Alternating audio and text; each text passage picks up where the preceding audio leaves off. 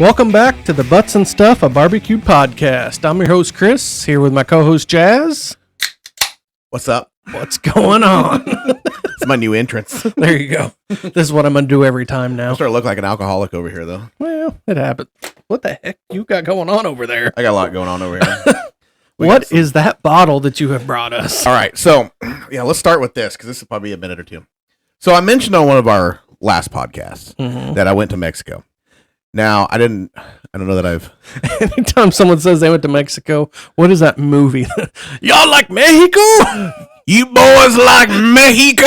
What is that? Super Troopers. Oh, God, yeah. Yeah, Super Troopers. You boys like Mexico? I know, I say that all the time. Anywho. Squirrel. So, yeah, so I actually went twice this year. So, if anybody that follows my YouTube channel, I went... This is what we were talking about. I had the YouTube strike thing or warning. It was a warning, wasn't a strike? Which, by the way, went away. I guess they didn't email me or to say nothing. It just went away. It got dissolved. Yeah, I guess. So, not a big deal. Whatever, it's done. But that was the first time I went, and then I went again a little bit later. Actually, went on a cruise where during Hurricane Ian, and we weren't supposed to go to Mexico, and Hurricane Ian was coming up. We were supposed to go to Key West, and the hurricane was too close, and they're like, yeah, we're not going that direction at all anymore. We're taking you to wherever we went, Mahogany Bay and Mahogany Bay, Belize, and Cozumel. So I'm just a little backstory here. But anyways, that's where we went, and I was like, oh man, like we're going back to Cozumel. Like we were just there like a couple months ago. Like, right. All right, whatever. But it was fine because I wanted to do that cooking class again because I absolutely loved that cooking class. Right. And the free margaritas didn't help. But anyway. Yeah, you got to have the food when you're done. You have to eat it down your throat because they basically pour it down your throat and force you to drink it. But anyway, no, I don't need another one. Oh well, they're like, oh, you need another one. I'm like, well, I'm only halfway through this one, but sure. Yeah. Well, what my experience is, they start with a bottle. They're not leaving till that bottle's empty. Oh yeah, like guys, this is what we've got. So. Yeah. And then afterwards, with that experience, at the end of the experience, he goes back and shows you how to make this awesome margarita. It's not the one they're serving you the whole time, but they make an awesome one, and you get that one too. You get to try, and it's so good. And I don't know what the stuff is that they use because it's all in Spanish, and it's like, oh, this is what we have here in Mexico, and blah blah blah. Right. And I'm like, where do I get that in the States? Yeah. But translate. And that guy that does it, he's awesome. He's one of the best people to put on a cooking class. He's great. And when he pours heavy. Because he's like, here in Mexico, he's like, we drink tequila. And he's got 2 bottles. And he's just like dumping it in. So it's great. Anyway. Squirrel. Shiny red ball. Yeah. So after we were done with that cooking class, we went back to the port area. And we were walking around. I was like, I want to buy a bottle of something to take back. Because I have a nice little collection. And I don't just go buy... the most I don't just go buy a bottle of Jack Daniels all the time. I don't go buy a bottle of Jim Beam. I want something that's different, something that's kind of unique. And as you guys on the podcast will probably find out in the future, because I have some more stuff I'm going to bring. I have some kind of unique stuff that not everybody has or tried. Well, we were talking. So few episodes I was telling my rum saga. Oh yeah, which I finally got. You did get it. I showed up at FedEx's plant at 8:00 at night, knocking on their door saying, where's my box? Really? Oh, yeah. But I finally got it. Oh, you did? So that is the leather-wrapped bottle back there. Oh, it's that one. Okay. We'll have to break that one out on a podcast. Ooh, I don't know. What? Yeah. No. We'll get it open. Is it good? Is it just really strong? I haven't tried it. I think I have that. Okay, so I have this one. I'm a collector. Yeah. I'm not always going to drink. That's one thing I was going to ask you about is collector versus drinking. Okay, so we got to get to this bottle eventually. Yeah. This is a barbecue podcast, and we're talking about liquor. These squirrels will stop. I swear. Eventually. So, since you're on that though, let's go into it a little bit. So, I have my everyday drinkers. Right. Okay. And I'm a whiskey guy. You're a rum guy. I like tequila. That's okay. But when I say an everyday drinker, I'm not just talking liquor. I'm talking like your beer or whatever. Right. So, obviously, I'm no free shout outs, but Angry Orchard is my drink of choice. I love the crisp apple. I'm not afraid to give a shout out. Yeah. But that is my drink of choice. Obviously, as we've had before and talked about, the Mackenzie's hard ciders. I do like those. They're just hard to get for us because there's just not anywhere around here. Right. But I also drink, if I'm drinking whiskey, I drink the Redneck Riviera. It's a lot cheaper. It's a blended whiskey. It's not your fancy bourbons and your whatever and whatever. It's just a blended whiskey. It's kind of comparable to. It's just a good sipping. It's comparable to Crown, but I think it tastes better. Right. I whatever, unpopular opinion. I think it tastes way better. You're Canadian. Well, the Redneck Riviera is John Rich, from Big and Rich. It's his liquor, whatever you want to call it, whiskey brand, whatever. And that's my like absolute favorite. The Granny Rich version. There's two versions. There's like the regular and the Granny Rich. Granny Rich, the best, really. But it's my everyday. It's my. I'm gonna sit and I want to have a drink. That's my one I want to go to. But then I have all these other ones, especially like this, and they're lonely. What is sitting here on the table? This very odd bottle that I was like walking through, and I was like, "What is that? I have to have it." And so I was really hoping it wasn't really expensive. Those of you who are listening that can't see it, but yeah, we are videoing this. We'll see if it makes it out there. But we'll take a picture of it and put it on the Instagram. Yeah, because the bottle speaks words. I mean, it just speaks so much of it. I'm like, I don't know what's in this, so I have to tell you the story about. So we don't even know if this is tequila. We don't. Okay. So here's the thing. I'm assuming that's what it is. Your wife said she read it. That's what she said it was. But so here's the story. So we're walking through, and in Cozumel, if anybody's ever been to Cozumel on a cruise port, you got to walk through this real long building to get back to the boat, and it's kind of a tourist trap, like buy your alcohol. It's a funnel. Yeah, it's a funnel. You go through like a store. You got to get your alcohol and your cigarettes and your whatever. Yeah. That's what they sell right there. You have to walk through there, right? Which is, I mean, that's where they get you. I get it. But I'm walking through, and I seen this bottle from a distance, and I'm like, "What is that?" So I walked over to it, and I looked at it. I'm like, "Oh my god, that bottle is awesome!" Right. I'm like, "This is so cool." I was like, "But it's all in Spanish. There is not a volume. The abbreviation for alcohol and volume is the only thing in that is English on this bottle. I have no idea what it is, but it was surrounded by all the tequilas and stuff. So we asked this lady, okay, she was like the store clerk or whatever. She comes over, and we asked her, we're like, well, "What is this?" And she's like, and I'm like, I have no idea what this lady's saying. And I'm like, is it tequila? And she goes, "Oh, see." I'm like, okay. See, alcohol, liquor. Yeah. So I'm like, okay, I think it's tequila. And she said something about honey. So I don't know if it's a honey tequila. I really, honest to God, don't know. Well, let's find out what this is. So we're going to crack it open. We're going to crack her open and find out. We'll find out. So yeah, I mean, you talk about you have your everyday drinks. I'm a rum drinker. Try not to spill this. I have found Kenny Chesney makes a rum, spiced rum. We're not going to go heavy because we don't know how good this is going to be. This might be like the most horrible thing we've ever done in our life. So anyway, if there's a bottle of rum collectors, I like to buy it, especially the Papa Pilar. That is Ernest Hemingway's rum. Mm-hmm. There's a lot of history behind the bottle. Delicious rum. So that's kind of my go-to. So really. So let's see what this is. Let's see what it is. It's not yellow. It's clear. Yeah, it's clear. So it's like a what do they call that? A Blanco. The Blanco's the white one, I think. That almost smells.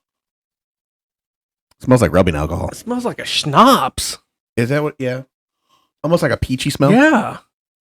That's got to be the honey. It's got to be what it is. Oh man, that is peppermint schnapps right there. It's like peppermint tequila. That is peppermint. It is peppermint. That's got to be what. It's got to be what the honey part is. You think? I don't know. Is that why it tastes more? I don't know why it would taste pepperminty, but maybe it's the alcohol and the honey. Well, I don't know. That is interesting. I'm gonna do it. I'm gonna do it. Ready? That is interesting. Let's see what happens. Oh, it's not bad, but it's not great. I don't know what's in this. Okay, that tastes like Jaeger. That's like black licorice almost. Yeah, it does. It's weird. I don't know where to go with this because I feel like I get the honey, but I feel like I get the peppermint, but then I feel like I get black licorice all at the same time. But it's El Elixir Mayan. I don't know. It's not. Oh, Yeah, I don't know. that's a little bit real much. So if anybody knows what this is, Yeah, we're gonna take a reach picture. out to us on We're our gonna put it on the Instagram. Instagram and figure out what this is. 'Cause it's not. It's not something you want to drink all the time. I wouldn't want to do a bunch of shots of that. No, not so much. I just hope that that's not going to be like Jaeger, and in 15 minutes we're going to regret our life decisions. And I can read you. I don't know if I can even read this to you. It's Diaristi. I don't know how you pronounce that. You think Diaristi? I don't know. Get Google Translate out. Daristi. Diaristi. That's what it is. I don't know. Anyway, Anywho, wow. So barbecue podcast. So about the barbecue that we always talk about. So This came into an alcohol podcast. oh man, so we're into December here. Yeah. It's my birthday month. I just can't get into cooking outside. I am struggling. Sorry, I was drinking. He's still trying to wash it out. I'm trying to wash it down now. You know what about December that is really hard? Is not only do you have to figure out what to cook in the cold weather and the Right. rain, which usually December in Illinois, unless you're like really far north, we don't get a lot of snow in December. Not No, usually. but the problem is it's 50 degrees, it's 20 degrees. Yeah, it's usually and, rain, sleet. and it's always 20 on the weekends and 45 during the week. Yeah, it's the weather here just is horrible in Right. December. January we'll start getting our snow. January, February, and March we'll get snow. Like the end of March, it starts getting spring. Right. But I just have a hard time. So how do you, I don't know, how do you get into how do you winter get out of cooking? the funk? I don't know. Summer cooking versus winter cooking. Winter cooking guess is not we'll so call it bad because it's not hot. Like when you stay, like, for me, like when I stand in my Right. garage trying to make a video and I'm trying to cook and I'm trying to like slice this piece of meat and season it and this and that, Right. and I'm trying not to sweat all over everything. So that, I mean, it's summertime, so it's great. You got the doors Guys, open. is that moisture or sweat? I'm not real sure. Yeah, it's sweat from all that horsepower. No, horsepower is what I was going to say. I don't want anybody to take that wrong. Where did this? I don't know. Okay, we're just took going a to hit weird stop turn. and start over. We took a weird turn here. No, yeah. So wintertime is the better because I'm not sweating. I'm not, Right. I'm not, that kind of thing. But at the same time, you're also like, oh, my hands are freezing cold Yeah. while I'm touching this cold piece of meat. So do you do, in the wintertime, do you do longer cooks or shorter cooks? I'm just kind of wondering. It kind of just depends. Okay. Mostly because of what my time frame is. Like Right. I have a brisket. I bought a brisket. Did we talk about this? No, we haven't. Okay, so I bought one. Okay. Okay, found I swear we talked about this, but anyway, I bought one, decent price. You give me more of this, and I don't know what we're going to remember. Yeah, I don't know if we're gonna remember a whole lot. Well, I think we said that before too. I don't know how much we're gonna remember by the end of this podcast. Anyway, I believe that was the apple pie. oh yeah, I have to bring that one back Yes. too. God, I got a list of stuff I had to bring back for this podcast. But anyway, yeah. So I bought a brisket. So if I have time to do a brisket, Okay. then I'll do it. But being that it's December, with my DJ business kind of picks up. We got Mhm. holiday parties and stuff. Christmas alone, we It's have a nuts. big family, Yeah. so we got to fit all those in different Right. days, different stuff. This year, my brother's coming home, so we got there'll be a week or two there. We'll just Shout be, out. yeah, it'll be nonstop doing stuff with the family. Which, Right. if anybody knows me personally, I am not a family guy. I'm just not. You just- And it's nothing personal. Right. It kind of goes back to the whole anxiety thing. Like, I'm just not. I'm not. I I'm like not a big my little groups- hermit hole. Yeah, I'm not a big group kind of person. Right. I'm like, okay, this is great. Whatever. Right. Okay, let's go home. But So yeah, but short cooks are better because you're not freezing the whole time. I like doing ribs and stuff in the winter. Believe it or not. 4 hours, 5 hours, I'm done. Yeah, that's why I like pork. Yeah. Pork loins. Yeah. Pork loins are great in the winter. So you did ribs this 3-4 weeks ago, I think. Yeah, whatever it was. Yeah. So how? Tell me. Okay, about those. I think I've said this before too. I can say that a lot. So I'm not a rib cook. I'm not. I'll be the first person in the world to tell you Right. that I'm not a rib cook. Right. However, I did 2 racks. One rack I did with the pull my pork Yep. barbecue seasoning. that I How showed you. was it? Actually, really good. Good. I was actually really impressed. That rack turned out fantastic. Mm-hmm. use that seasoning. I used I have this. I think we talked about this before. I have this mustard. That's the These are all starting to run together. they're starting to run together, and the alcohol doesn't help. But I have this mustard. It's actually bacon and brown sugar mustard, Right. or honey mustard, or something like that. I think it's honey mustard is what it is. And this mustard, it's fantastic. If I have to bring it to remember the name of it, but I slathered it with that, threw down the seasoning, cooked it in the smoker, took it off, wrapped it, threw down some Kerrygold butter on it, butter, honey, brown sugar, all that kind of stuff in the wrap. Put it back on. Actually, I have that Bronco smoker, so I actually hung him for the first half of it. I saw that. So, which is something I've never done before. I've never hung ribs. I've wanted to do it. I've seen people do it, but the couple people that I watched that had actually hung them did the double hook. Yep. And I'm glad I did that, because I think They if start you separating. wouldn't, I think once you start separating, when Right. you get up that higher temperature, it's going to start falling Right. apart, and you might lose one. But I did find out too, you have to have a shorter rack, because the first time I went to put one in there, it was too long. And I was Burnt like, the past two bones. well, the bottom of it was touching that Right. plate, so Ooh. I had to go back and I sliced one bone off, which was Right. fine, because I was keeping all my cut off stuff anyways. Right. So so anyway, that's what happened there. Cool. But the first rack turned out great. The other one I did it was a peach, I can't remember, it was like bourbon peach seasoning, and I put a little bit of that butterscotch on there too. And Big fan of the butterscotch. I am. We I love talked that rub. A couple podcasts ago on your pumpkin pie. I did. I love that rub. But yeah, I did those, and it was pretty good. I mean, it was all right. It wasn't my favorite. I was just trying something different. Yeah. But So are you a dry rib, saucy rib, or muddy rib? oh, I'm a saucy rib. You like them saucy or muddy? I don't like them muddy. Oh, Do not put that much sauce on there. I think we talked about that. It takes away from it. We talked about that about one of my burgers on one of the last podcasts, a couple podcasts ago. Yeah, that burger that you got when we went ice skating. Yeah. So, Yep. do not overlook. I don't know. Some people probably love it that way. I don't. Some people love it when they take a bite of a rib and it's just everywhere, all over the face. Yeah. That's what they like.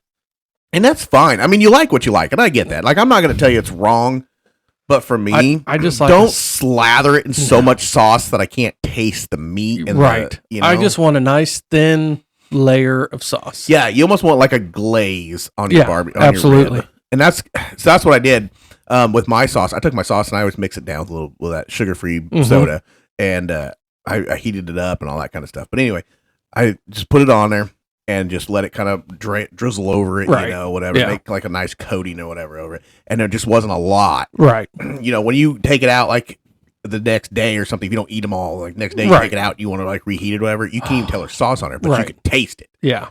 And that's what it's all about, being able to taste it. So Right. In that video, you did spare ribs. Yeah. So what is your opinion with spare ribs versus baby backs?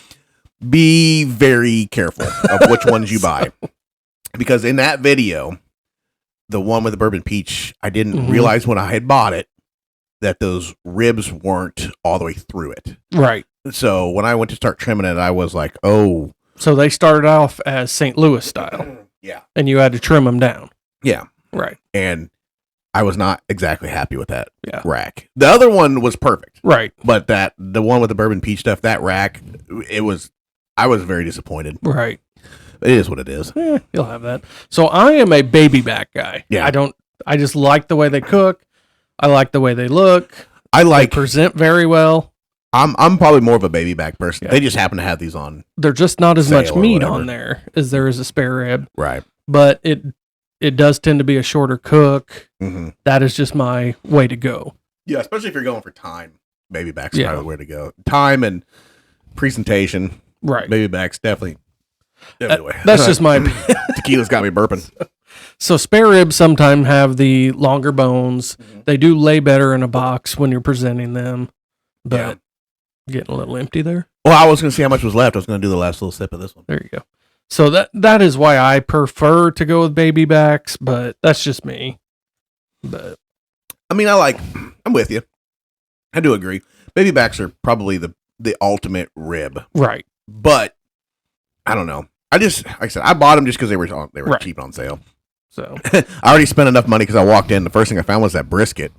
oh, And I was like, hey, that's a really good price, and we were just kind of, we were just talking about meat prices. We were talking about meat prices and griping about the price of brisket, and here's a brisket for the right price, and it's like 10 or 12 pounds or something. I mean, Really? it's a good size. So that's brisket. a good size. That Yeah. is a good cooking size. Yeah, it's not nothing horrible, but Right.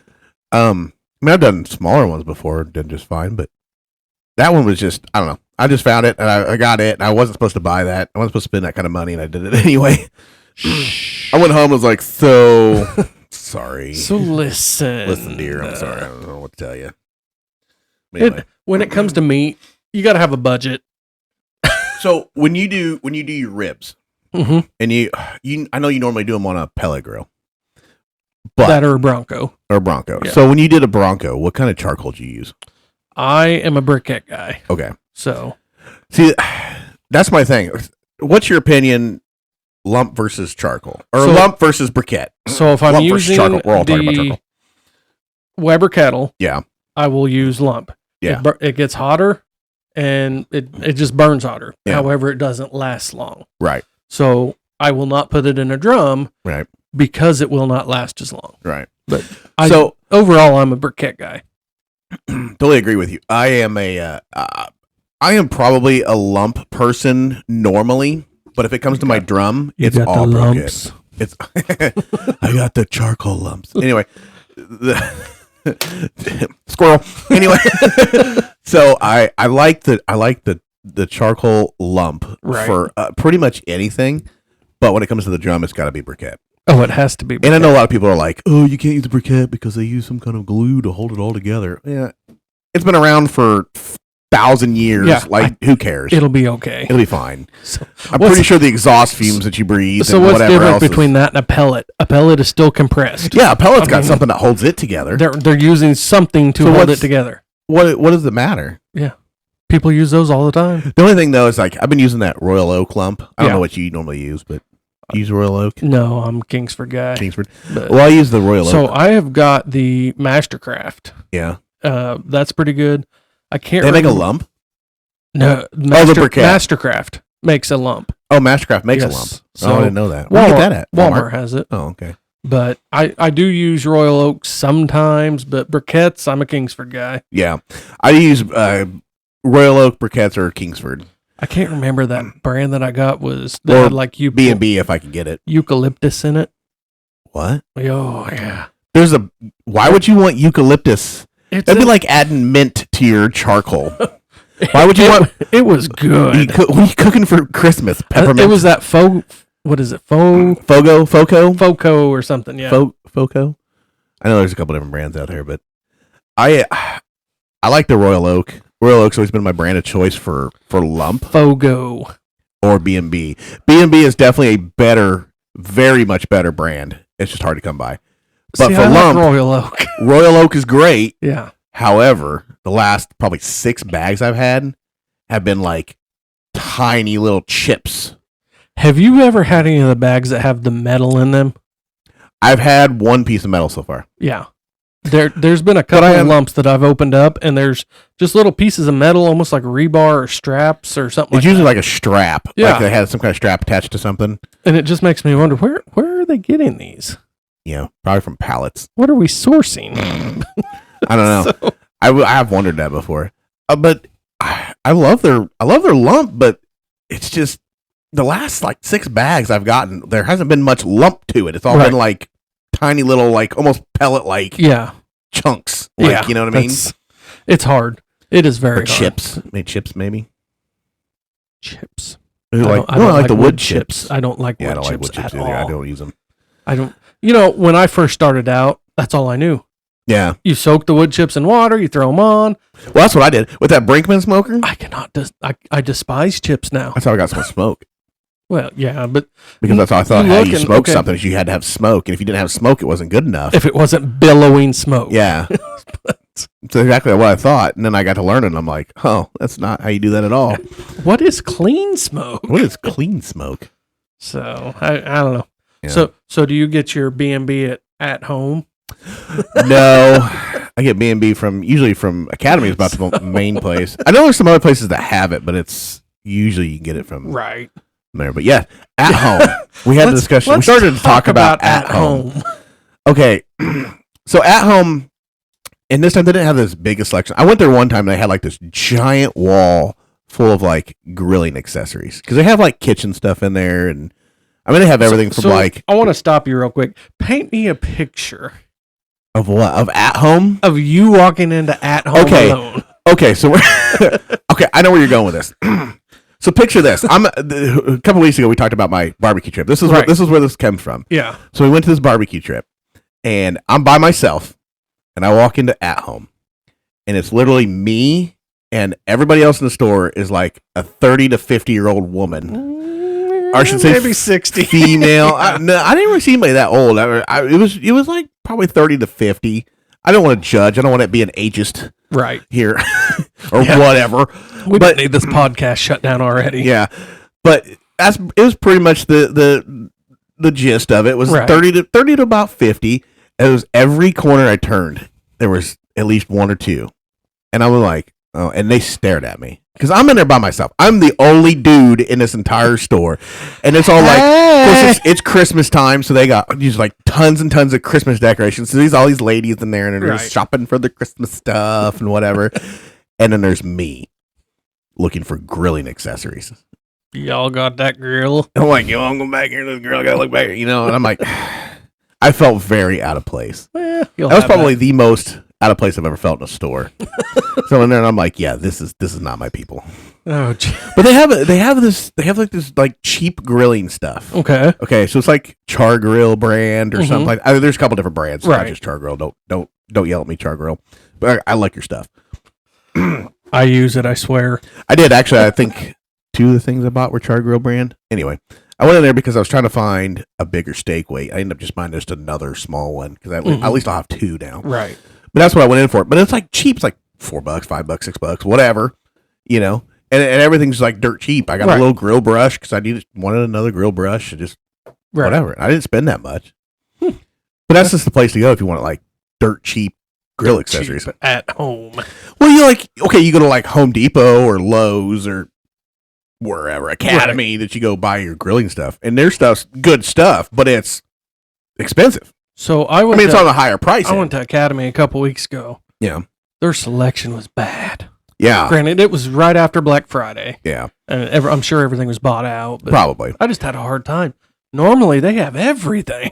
Yeah. No, I said normally they have like tons of pellets and tons of this and tons of that, and they just didn't have anything. Right. I mean, they had grills. They had tons of grills when I went, Right. but they didn't have like a lot of pellets or a lot of charcoal Right. or whatever. Like they had one aisle full of it, and it just like That's it. yeah, and it was like all the same stuff. It wasn't anything Yeah. that I was looking for. And even their like accessory side was like pretty basic.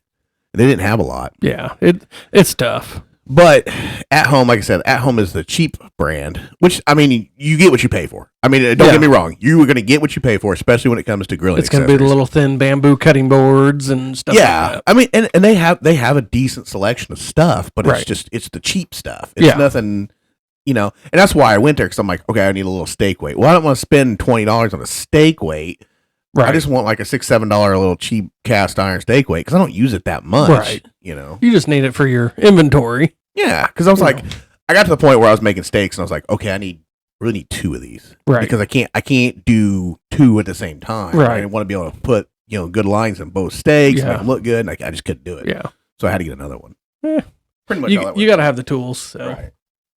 So I want to do a segment. A segment. What makes you tick? What makes me tick? Let's talk about some TikToks. Oh, TikToks. Oh, I got some good TikTok stuff for you. Let's hear it. All right, so here's my thing. I got onto this the other day. You know how Okay. do you know you could do like TikTok live? I did not know that. Have you ever scrolled through TikTok live? I don't actually have TikTok. You don't have TikTok? No, I Okay. use Reels. I'm a Reels guy. All right, listen. TikTok takes too much storage on your phone. Listen, let's back this up. You have to just break down and get it because there's a huge difference between Reels on Instagram or Reels on Facebook and TikTok. It is two different worlds. No. Oh yeah, 100%.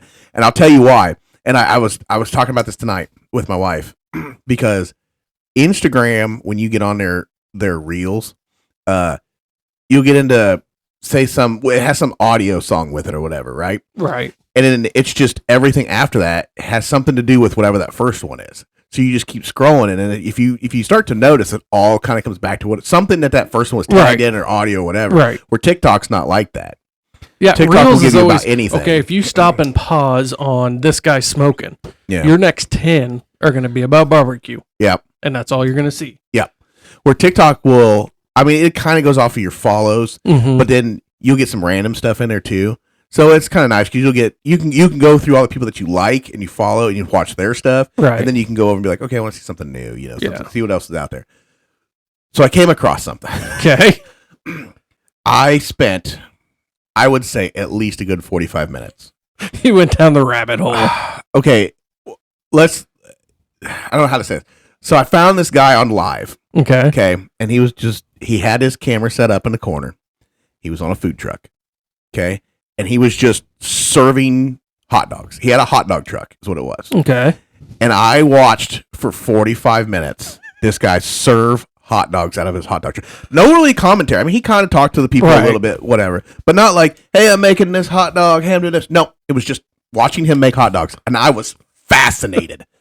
Absolutely what is fascinating. so fascinating about watching somebody serve hot dogs? This isn't your normal hot dogs. Okay. I mean, okay, the hot dog itself, normal. Right. I mean, they're not like grilled. They're not even roller dogs. They're like cooked in like the boiled hot dog. This guy was in like New Jersey. So if you're a boiled hot dogger, change your lifestyle. Well, no, this was like New Jersey hot Okay. dog, like New York, New Jersey. This is that style of hot dog. Right. So it's just a boiled hot dog or whatever. So he'd take a whole bunch out that were cooking. He'd put them in a little container in front of him, and then he would start making hot dogs. But as he's doing it, like I'm starting to notice, I'm like, the condiments he's putting on there is just odd. And I'm like, what is he doing? Like, what is this? Right. Dude, he had like mashed potatoes. No. He had like like the big squirt things of like mustard and ketchup. Right. Yellow. He had a big yellow one, but it was cheese. And that whole like thing in front of him, that whole all these condiments, whatever, was all heated. So he just laid it down on there and it kept the cheese warm. So he would throw a hot dog down, throw some cheese on it, throw a little like mashed potatoes or chili or whatever on it. Interesting. Oh man, dude, I watched this guy I'm telling you, I watched him for 45 minutes before I was like, I gotta do something else. How many hot dogs did you cook that night? None. You didn't try it? No, I don't really have that much stuff to put on him. But he had everything, dude. He had like these onions that he called them like spicy onions or something, but it had some kind of hot sauce mixed in with them. And he threw them on there with jalapenos, chili. Like he's like, this is a really hot dog. And I went down this dude's rabbit hole because that sounded dirty. I went down the rabbit hole with this guy because I was like, what else does he have? So I went from his live to his actual page and started watching stuff. Oh man, the dude kind of like. He grew up, his dad or something, did hot dog stuff and had the hot dog truck or whatever. Then he kind of shied away from it for a while, got in a little trouble, had a little wild streak, and then he came back to it, has a family and stuff and started doing it. So it was kind of a neat little story to see. I understand. But then I just got so fascinated. This guy is amazing at putting a hot dog together. It's just the weirdest thing. Hot dogs. The hot dog truck.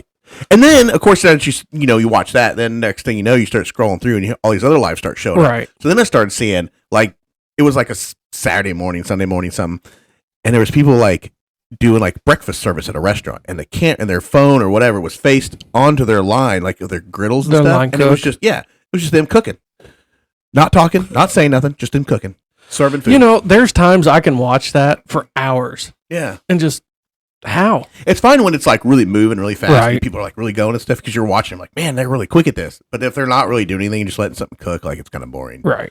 But the hot dog dude, like he was fast. Yeah. He was just pumping out hot dogs left and right. Well, we'll have to remember that and do a segment. Yeah. What makes you tick? We'll start doing that. Yeah, what makes you tick? And guys, you'll have to let us know if you are Team Reel or Team TikTok. So Yeah. get on the Instagram, follow us, let us know. Yes, absolutely. So Jazz, where can they find you at? Well, you can find me at NewbieQ, Backyard Barbecue on Instagram, or on TikTok. We're talking about TikTok Reels. Oh man, I'm all messed up. Just try that again. Let's try that again. Jazz, where can they find you? You can find me at NewbieQ Backyard Barbecue on TikTok. You can find me at NewbieQ on YouTube or NewbieQ Backyard Barbecue on YouTube. NewbieQ 2020 on Instagram and NewbieQ 2020 on Facebook. Awesome. I have all of them. If If you want to connect with me, it's Fire Mission Barbecue on Instagram. If you want to connect with the show, it is Butts and Stuff Podcast on Instagram, Facebook. Instagram and Facebook. Yep. Instagram, Facebook. We may eventually have a YouTube. Or yeah, we're working on TikTok or YouTube something. if we can get the cameras to work for us. Yeah, if we but- can have everything to work for us. Maybe that's what we should do. We should just turn it sideways and just make reels out of them. Yeah, there you go. Might be the way to do it. So if you want to connect with us, you can find us there. If you want to email us, it is buttsandstuffpodcast@gmail.com. So guys, we'll catch you later. Peace.